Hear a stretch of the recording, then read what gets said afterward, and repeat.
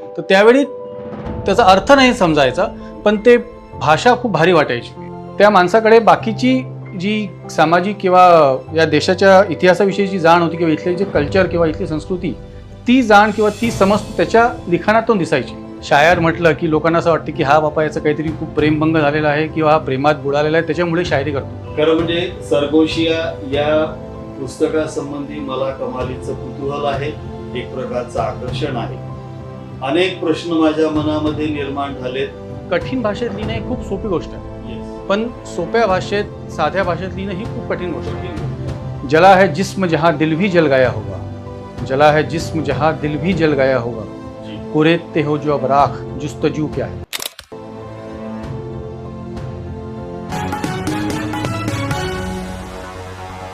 नमस्कार मित्रांनो, तुम्ही कथा वाचता, कविता वाचता, गझल ऐकता, वेगवेगळ्या पद्धतीने वेगवेगळं साहित्य तुम्ही वाचत असता. की आज आपण दैनिक देशोन्नतीच्या यूट्यूब चॅनलमध्ये एक मुलाखत घेणार आहोत आणि ती मुलाखत देत आहेत आपल्या अकोला शहरातले आणि महाराष्ट्रभर ज्यांचं गझलसाठी, शेरसाठी आणि सगळ्यात महत्त्वाचं म्हणजे उर्दू भाषेसाठी नाव झालेलं आहे, उर्दूमध्ये लिहिणारे आपल्या अकोला शहरातलेच एक चांगले युवा गझलकार, युवा शेर लिहिणारे जे आपल्या स्टुडिओमध्ये आज उपलब्ध आहेत. मी त्यांचा अगदी थोडक्यामध्ये तुम्हाला परिचय करून देऊ इच्छितो. मीडिया या क्षेत्रामध्ये त्यांनी मास्टर्स इन मास कम्युनिकेशन केलं आहे. नुसतंच शिक्षण घेतलं नाही, तर या शिक्षणाचा उपयोग व्हावा म्हणून असिस्टंट डायरेक्टर, स्क्रिप्ट डायरेक्टर आणि सगळ्यात महत्त्वाचं आपले विचार, आपल्या भावना आणि आपल्या प्रतिक्रिया व्यक्त करणारा हा तरुण दैनिक देशोन्नतीसह इतर अनेक वर्तमानपत्रात छान लिखाण करतो आणि आपली मतं मांडत असतो. मी तुमच्या सर्वांच्या भेटीला त्यांना आणण्यासाठी म्हणून त्यांचे या ठिकाणी सहर्ष स्वागत करतो. नमस्कार, तुमचं मनापासून स्वागत आहे आमच्या दैनिक देशोन्नतीच्या यूट्यूब चॅनलमध्ये. मी निशांत भोरे यांचं या ठिकाणी सहर्ष स्वागत करतो. सरगोशिया नावाचा त्यांचा छान एक संग्रह प्रकाशित झाला आहे. मी दैनिक देशोन्नतीला रविवारी कवडसा नावाचा स्तंभ लिहितो. मला मोह झाला मित्रांनो या सरगोशिया मधल्या एका शेरला आपल्या स्तंभाचं महत्त्व वाढवण्यासाठी. खरं म्हणजे सरगोशिया या पुस्तकासंबंधी मला कमालीचं कुतूहल आहे, एक प्रकारचं आकर्षण आहे. अनेक प्रश्न माझ्या मनामध्ये निर्माण झालेत, ते प्रश्न मी विचारण्याचा प्रयत्न करतोय. मात्र अगदी थेट प्रश्न असा माझ्या मनात येतो तो असा, तुम्ही उर्दूमध्येच लिहिलं, ते उर्दूच का, असं माझ्या मनात प्रश्न निर्माण झाला. तर ते आमच्या रसिक श्रोत्यांना सांगावाशी. तुम्ही जो प्रश्न केला की उर्दूच का किंवा उर्दू विषयी जे एक प्रेम आहे ते कुठून निर्माण झालं. माझी मातृभाषा मराठी आहे, पण लहानपणापासून घरामध्ये पण तसं काही असं वातावरण नव्हतं, म्हणजे शेरो शायरीचं म्हणा किंवा साहित्यिक असं वातावरण नव्हतंच. हां, माझी जी आत्या होती तिला लहानपणापासून, म्हणजे मी लहान असतापासून तिला सवय होती, आवड होती उर्दू गझल ऐकायची. तर घरामध्ये आम्ही लहान असताना आमच्या त्या कानावरती ते शब्द पडायचे, ते त्या चाली पडायच्या. आता मला वाटतं 12-13 वर्षाचं असेल तेव्हापासून मला आठवतं आहे, त्याच्यापेक्षा लहान किंवा. तर त्यावेळी त्याचा अर्थ नाही समजायचा, पण ते भाषा खूप भारी वाटायची.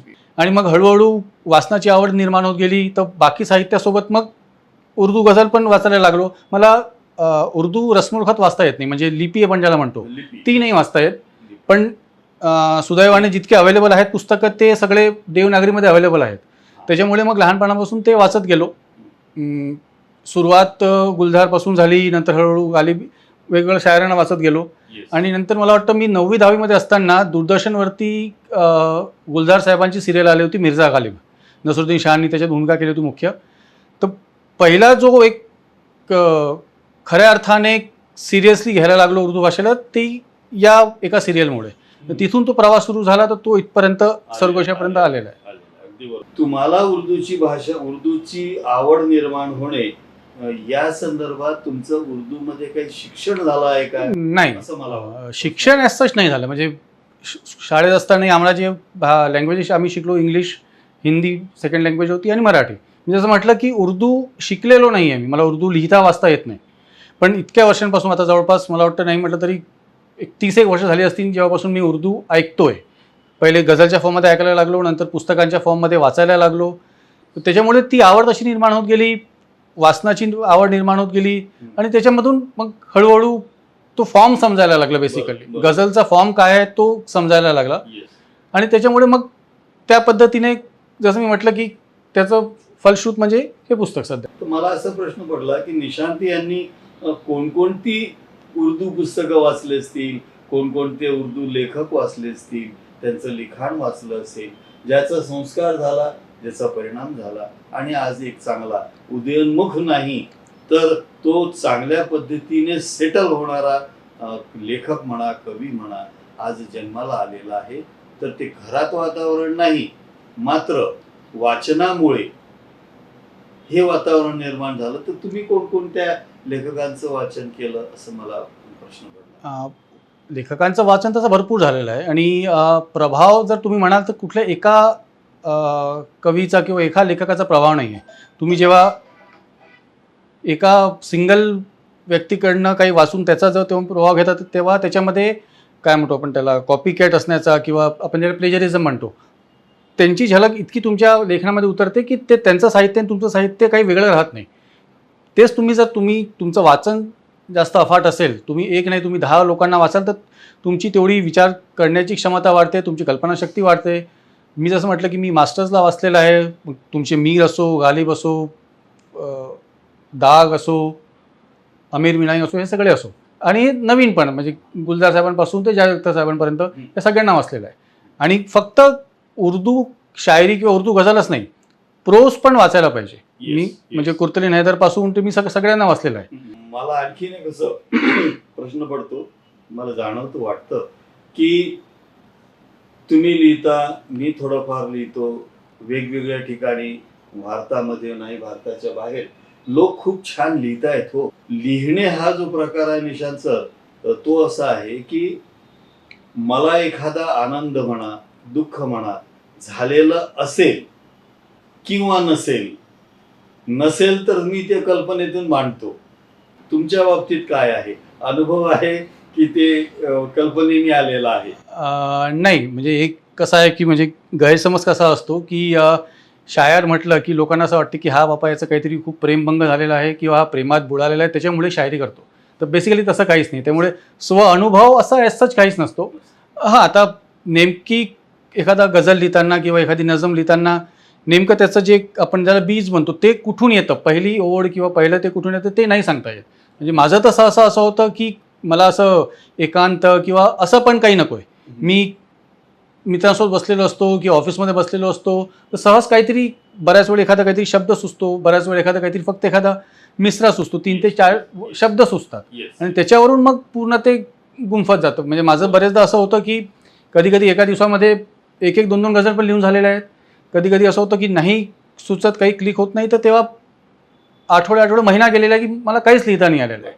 तर त्याच्यामुळे नेमकं असं काही इन्स्पिरेशन असतं जशी काही नाही आहे किंवा अनुभव म्हणता येईल ते पण काही नाही. हां, आता जे बाकी तुमच्या आसपास जे घडत असतं, सामाजिकदृष्ट्या म्हणा किंवा राजकीयदृष्ट्या म्हणा किंवा भावनिक स्तरावर जे काही घडतं कुठेतरी, तर कुठेतरी ते सबकॉन्शियसली तुमच्या आतमध्ये रजिस्टर होऊन जातं. कुठे ना कुठे तुम्ही लिहिताना तुमचं स्वअनुभव म्हणण्यापेक्षा तुम्हाला स्वतःला तिथे त्या जागेवरती तुम्हाला प्लेस करावंच लागतं. कारण ते अनुभव मग त्याच्यातून जेव्हा ते अनुभव येतात तेव्हा ते तुमच्या शब्दाच्या रूपाने किंवा गझलच्या रूपाने बाहेर निघतात. त्यामुळे तुम्ही टोटली अलिप्त राहून जर लिहायचा प्रयत्न केला तर ते लिखाण अतिशय रुक्ष होऊन जातं.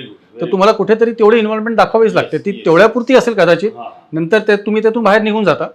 कारण ती परमनंट नसते. तुम्ही तेवढ्यापुरती तुम्हाला जे काही त्यातून साध्य करायचं आहे, जे काही त्यातून काढून घ्यायचं आहे तेवढं काढण्यापुरती तुम्ही त्या परिस्थितीमध्ये स्वतःला इमॅजिन करता आणि तेवढं तुमचं काम झालं की तुम्ही स्वतःला त्यापासून अलिप्त करता, स्वतः वेगळं करून घेता. बरोबर. लिखाणाचे माध्यम खूप आहेत. कोणी नाटक लिहील, कोणी कादंबरी लिहील, कोणी कविता लिहील, कोणी लेख लिहील. कशासाठी हो हे लिखाण? कशासाठी? तर ती व्यक्त होण्यासाठी, कोणाची तरी भावना, आपला विचार, आपला प्रसंग हा तिथे मांडण्यासाठी लोक लिहत असतात.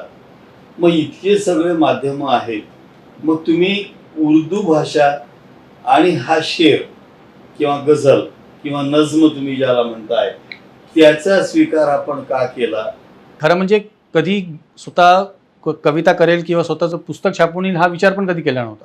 त्याच्या मागे मोठं एक हे कारण होतं की अशा लोकांना वाचलेलं आहे की आपण कधी समजा लिहायचा विचार केला पण तरी आपलं जे लिखाण राहील ते तितकं तर नाही पोचू शकणार, पण जे ॲटलिस्ट 10% तरी होईल की नाही ही नेहमीच एक भीती असायची मनामध्ये. आणि मग असं वाटायचं की यार जर आपण त्या लेवलपर्यंत नाही पोचू शकत तर उगाचच कशाला कागदावरती शाई उतरवायची आणि कशाला खराब करायचं. त्याच्यामुळे नाटक काय किंवा कादंबरी काय किंवा गझल काय हे कुठलीच कधीच डोक्यात आलंच नाही. तर एक दिवशी मला वाटतं कधीतरी असं बसलेलं असताना कधीतरी 1-2 ओळी लिहिल्या असतील. आता स्वतः लिहिलं असल्यामुळे, पहिल्यांदा लिहिलं असल्यामुळे कविता ती स्वतःची कविता आवडतेच, प्रत्येकाला आवडते की बाबा मी लिहिलेली आहे तर आपल्याला ती आवडतेच, ती कशी असो तरी आवडते. तर तो एक सिलसिला सुरू झाला लिहिण्याचा. मग फक्त मी स्वतः लिहायचो, बायकोला पाठवायचो लिहून मोबाईलवरती. माझ्या सर्कलमध्ये उर्दू भाषेची जाण असणारे किंवा बेसिकली कवितेमध्ये काय म्हणतात त्याला रस असणारे असं सर्कल नाहीच आहे. म्हणजे मुंबईला आहे पण तो पण इतका नाही आहे, त्यांची फील्ड वेगळी आहे.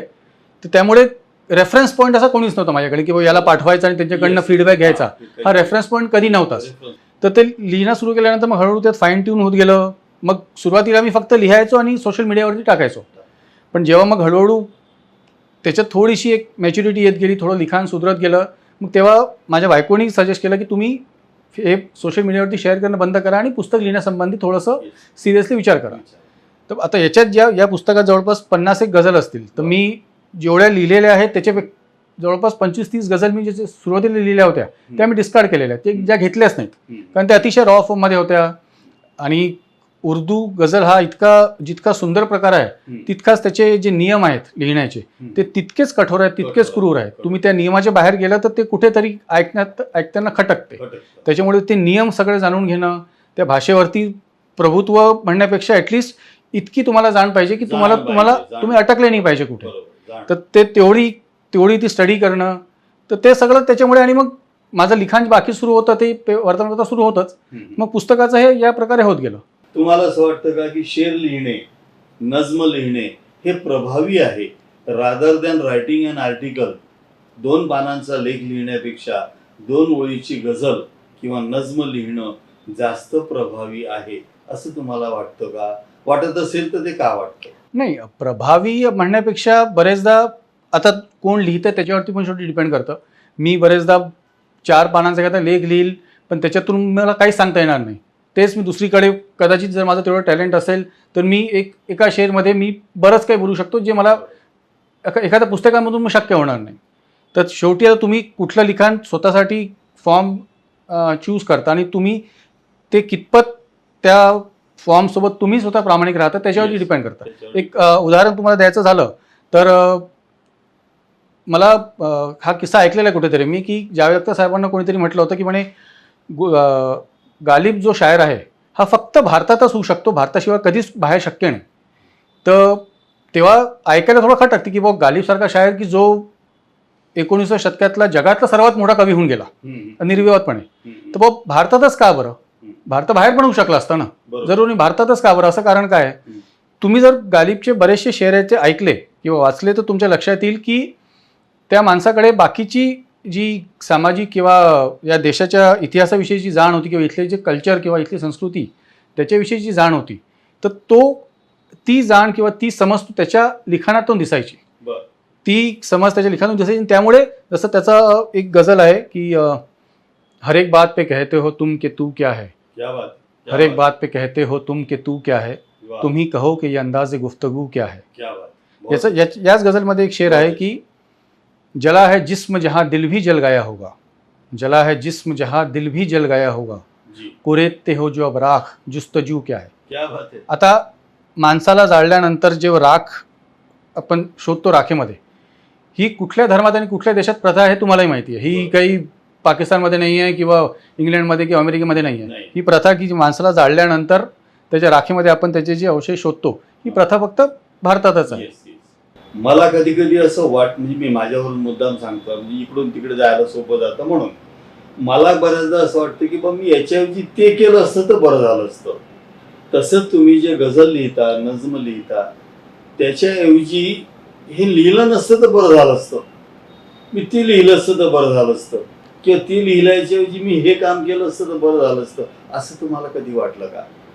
नाही, तसं नाही वाटलं. पण हो, मी जे लिखाण केलेलं आहे किंवा जे पुस्तकात आता आलेलं आहे, ते आता बरेचदा वाचताना त्यातले काही म्हणजे टू बी व्हेरी ऑनेस्ट काही शेअर असे आहेत की ते असं वाचताना असं वाटतं की नाही यार, हे आपण थोडंसं या पद्धतीने लिहायला पाहिजे होतं. किंवा एक म्हणजे हे लिहिताना माझ्या लक्षात एक गोष्ट एक आलेली आहे की कठीण भाषेत लिहिणं ही खूप सोपी गोष्ट आहे. येस, पण सोप्या भाषेत, साध्या भाषेत लिहिणं ही खूप कठीण गोष्ट आहे. कठीण गोष्ट अगदी आणि बरोबर. सोप्या भाषेत तुम्ही तेव्हाच लिहू शकता त्या- की जेव्हा तुम्हाला काय लिहायचं आहे याची नेमकी एक रूपरेषा तुमच्या डोक्यामध्ये व्यवस्थित आहे, तो विचार तुमच्या जर डोक्यात क्लिअर आहे, तर तुम्ही तो तितक्याच सोप्या भाषेत, सोप्या पद्धतीने तुम्ही तो तुमच्या लिखाणात आणू शकता. जर तुम्हाला स्वतःलाच कन्फ्युजन आहे की तुम्हाला नेमकं म्हणायचं काय आहे, हा. हे तुम्हाला जेव्हा समजत नाही तेव्हा तुमची भाषा क्लिष्ट होऊन जाते, तुमची भाषा थोडीशी कठीण होऊन जाते. Yes. बरं, आता खूप लोक लिहितात, वेगवेगळ्या भाषेत लिहितात, पुस्तकं लिहितात, टी व्हीवर कार्यक्रम येतात, लोकांच्या प्रतिक्रिया येतात. प्रतिक्रिया देण्याचे माध्यम आणि कारणं वेगवेगळी आहेत. एक कारण असं आहे की तुम्ही जे लिहिलं आहे ते त्या वाचकाच्या मनापर्यंत गेलं, त्याला असं वाटलं की मी कुठेतरी यात आहे, माझं दुःख, माझा आनंद, माझा मुद्दा या माणसाने लिहिला असं त्याला फील होतं, म्हणून तो प्रतिक्रिया देतो. बऱ्याचदा तो फॉर्मॅलिटी म्हणून प्रतिक्रिया देतो, बऱ्याचदा त्याला काहीतरी सांगायचं असतं म्हणून प्रतिक्रिया देतो. तुम्हाला कशा प्रतिक्रिया आल्यात या लिखाणावर ते जाणून घ्या. ही भाषा अशी आहे की ती प्रत्येकाला समजत नाही. त्याच्यामुळे मी त्या पुस्तकात ते पण एक केलं आहे की जे कठीण शब्द मला वाटतं की हे कठीण शब्द आहेत त्याचा अर्थ प्रत्येक गझलच्या खाली दिलेला आहे दिलेलं की आहे. ते समजायला सोपं जाईल Yes. की बाबा हा शब्द समजला नाही, त्याचा अर्थ खाली आहे दिलेला. Yes. पण जे जाणकार लोक आहेत सुदैवाने त्यांच्याकडनं अतिशय चांगल्या प्रतिक्रिया आलेल्या आहेत. ते हा. आपल्या श्रोत्यांना, हम्म. रसिकांना ऐकायला आवडेल आणि जाणून घ्यायला आवडेल. नाही, अशा तर एक प्रतिक्रिया अशी आठवत नाही, पण हा. माझ्या ज्या सगळ्यात मला आवडलेल्या म्हणजे प्रतिक्रिया म्हणण्यापेक्षा मी दिल्लीला गेलो होतो मागच्या डिसेंबरमध्ये.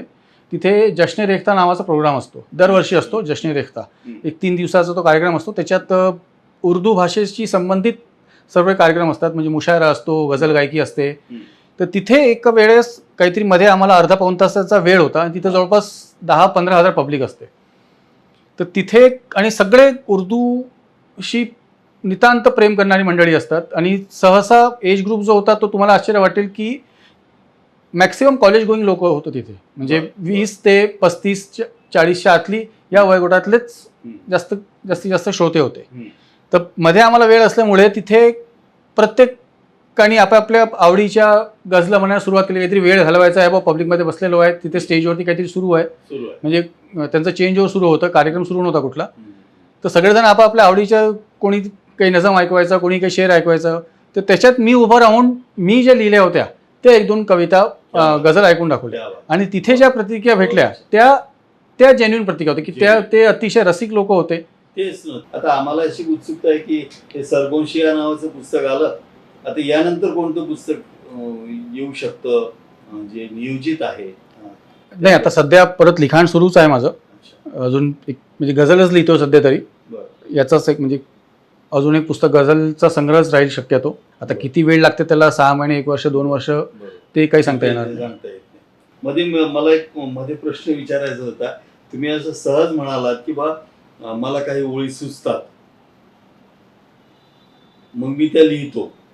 तुमच्या बाबतीत काय होतं ते? माझं एक्झॅक्टली असंच. मी कागद पेन नाही लिहत. आता मोबाईल असल्यामुळे मी नॉर्मली मोबाईलमध्येच टाईप करतो. आणि मी जसं म्हटलं की लिहिण्यासाठी असं काहीतरी एकांत हवा किंवा रोज मी 2 तास रूममध्ये बसून एकांतात विचार करतो आणि लिहितो, असं आजपर्यंत माझं झालं नाही. मी 1-2दा त्याचा प्रयत्न केला की आपण आता एकांतात घरी सांगितलं की आता मी लिहायला बसतोय, मला डिस्टर्ब करू नका, तसा प्रयत्न केला, पण तसं तेव्हा काहीच सुचत नाही. आणि सडनली ऑफिसमधून घरी जाताना किंवा मित्रांसोबत पार्टी करतोय किंवा मुलांसोबत टी व्ही बघतोय आणि सडनली काहीतरी सुचतं. Yes. तर ते हातात मोबाईल घेतो आणि तिथल्या तिथे ते जे काही आलंय डोक्यात ते टाईप करतो. नंतर मग त्याला एक्सपांड कसं करायचं, कुठल्या पद्धतीने, बरोबर. ती कविता करणे आणि कविता पाडणे असा जो प्रकार आहे, तर तो कविता तुम्ही पाडत नाही, ती तुम्हाला सुचते. हे अत्यंत आनंदाचं आणि समाधानाचं आहे. एक छोटासा शेवटचा प्रश्न विचारायची इच्छा आहे. तुमच्यासारखे किंवा तुमच्या नंतर जे येणारे लोक आहेत त्यांना या लेखनासाठी, या प्रकारच्या लेखनासाठी काय शुभेच्छा देता येतील, त्याला काय सांगावं असं वाटतं आपल्याला? जितकं शक्य आहे तितकं वाचा. Yes. जे वाचता येतं, ज्या भाषेत तुम्हाला इझी जाईल त्या भाषेत वाचा. हम्म.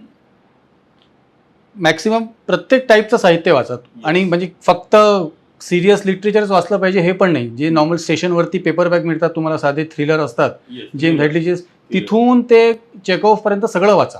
तुम्ही जितकं वाचाल तितकं तुमचं विजन क्लिअर होत जातं. Yes. कारण तुम्ही फक्त सिरियस लिटरेचर वाचलं तर कुठेतरी तुमच्या लिखाणामध्ये तो वृक्षपणा येऊन जातो. बरोबर.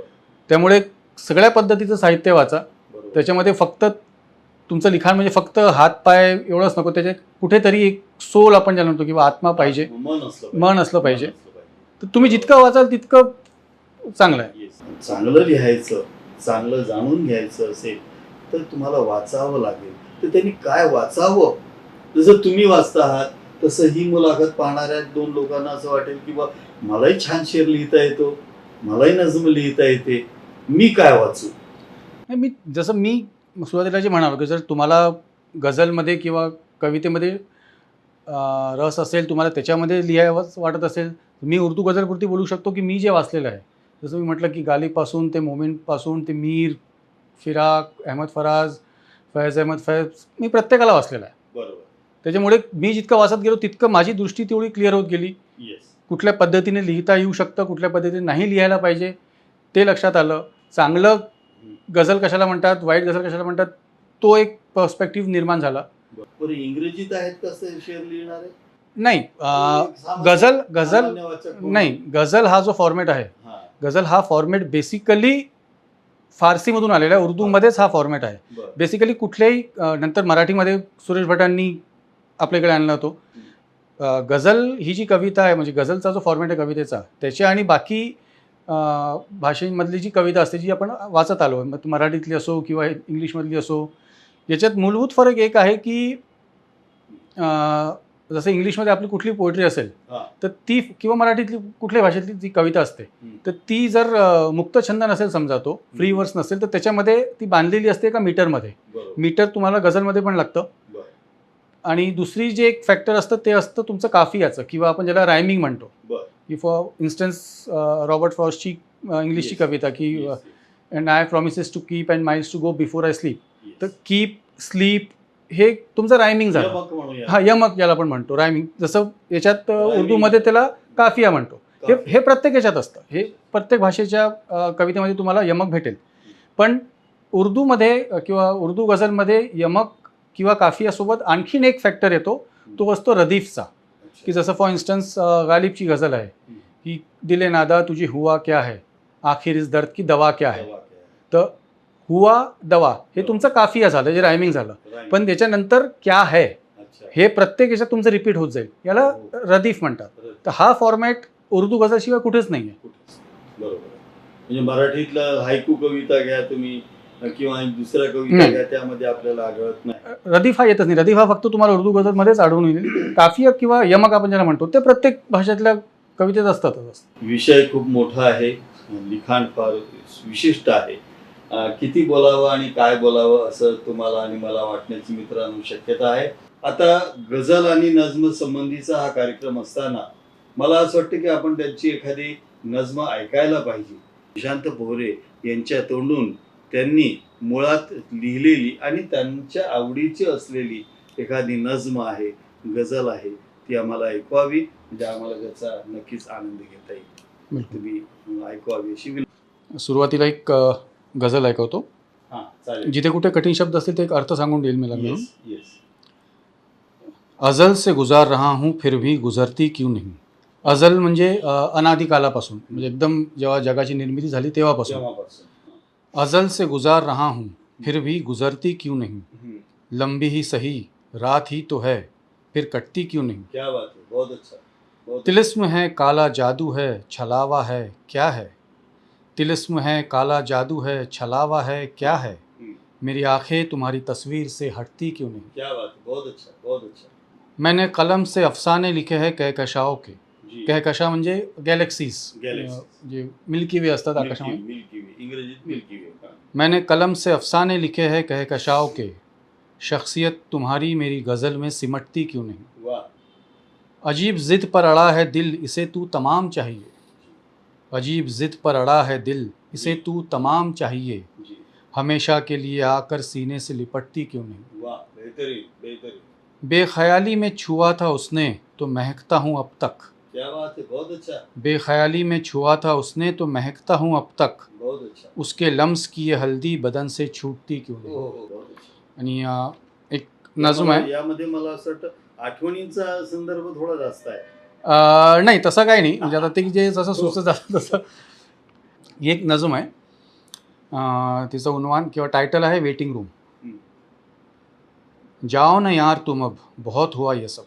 हम्म, जाओ ना यार तुम अब बहुत हुआ ये सब. हम्म, कब से ठहरी हुई हो मेरे जहन की ज़मीन पर, क्या बात है, बेवजह प्लेटफॉर्म पर रुकी हुई किसी ट्रेन की तरह. हो, बेवजह, कब से ठहरी हुई हो मेरे जहन की ज़मीन पर, बेवजह प्लेटफॉर्म पर रुकी हुई ट्रेन की तरह. जी, ये रुक रुक कर जाना और जाते जाते रुकना, हम्म, कहाँ की तहज़ीब तर्क मोहब्बत है भला. ना जाने के लिए नहीं आई हो ये एहसास तो था, हम्म. लेकिन इस अंदाज रुखसत का इल्म नहीं था. इल्म म्हणजे म्हणजे माहिती नव्हती, माहिती. नॉलेज नव्हतं. माहिती. कि ना जाने के लिए नहीं आई हो ये एहसास तो था, लेकिन इस अंदाज रुखसत का इल्म नहीं था. हम्म, और अब जाना है तो चली जाओ ना एक बार, हम्म, और अब जाना है तो चली जाओ ना एक बार. तुम रुकी हो तो मेरे पाँव वेटिंग रूम से निकलते नहीं. क्या बात है, बहुत बार अच्छा. बार नज़र जाती है अब भी उस टाइम टेबल पर, जी, जिसमें तुम्हारे सिवा कभी किसी का अराइवल था ही नहीं. क्या बात है, तुम रुकी हो तो मेरे पाँव वेटिंग रूम से निकलते नहीं, बार बार नज़र जाती है अब भी उस टाइम टेबल पर, हम्म, जिसमें तुम्हारे सिवा कभी किसी का अराइवल था ही नहीं. हम्म, तुम रुकी हुई हो तो यादों का एक मेला सा लगा है. आहा, तुम रुकी हुई हो तो यादों का मेला सा लगा है एक. जी, स्टेशन पर लोग जैसे यूं ही चले आते हैं भीड़ करने. जी, जी, तुम चली जाओ तो शायद ये हुजूम भी कम हो जाए. भीड़. भीड़, तुम चली जाओ तो शायद ये हुजूम भी कम हो जाए, हम्म. और मैं भी अपना खाली लगेज लेकर घर जाऊं. क्या बात आहे, बहुत अच्छा, बहुत अच्छा. खरं म्हणजे हिंदीमधला तो शब्द आहे दर्द. हम्म. हा दर्द प्रत्येक माणसाच्या जगण्यामध्ये असतो, पण तो दुसऱ्याच्या जगण्यातला सुद्धा आपल्या लिखाणामध्ये आणणं ही एक प्रकारची कसरत आहे, ही एक प्रकारची कला आहे, ही एक प्रकारची देणगी आहे. मला वाटतं ती ईश्वरी देणगी आहे आणि तुम्ही या देणगीला सांभाळावं अशी मी सर्व रसिक श्रोते जे आहेत, प्रेक्षक जे आहेत त्यांच्या वतीने विनंती करू इच्छितो. कारण आपल्याला हे जाणवलं पाहिजे की हे मी केलेलं नाही, हे कुणीतरी माझ्या हातून करून घेतलं. मग निसर्गाने म्हणा, देवाने म्हणा, काय नाव घ्यायची स्थिती घ्या, मात्र त्याला जपावं अशी विनंती करतो आणि तुम्हाला मनपूर्वक शुभेच्छा देतो. धन्यवाद. ठळक घडामोडींसाठी देशोन्नती न्यूज चॅनलला सबस्क्राईब करा आणि बेल आयकॉन प्रेस करा. मुंबई, पुणे, नागपूर, मराठवाडा असो का विदर्भ, राजकीय, सामाजिक, शैक्षणिक क्षेत्र असो का क्रीडा, सर्वच घडामोडीचे विश्लेषण पाहायला विसरू नका. फक्त देशोन्नती न्यूजवर.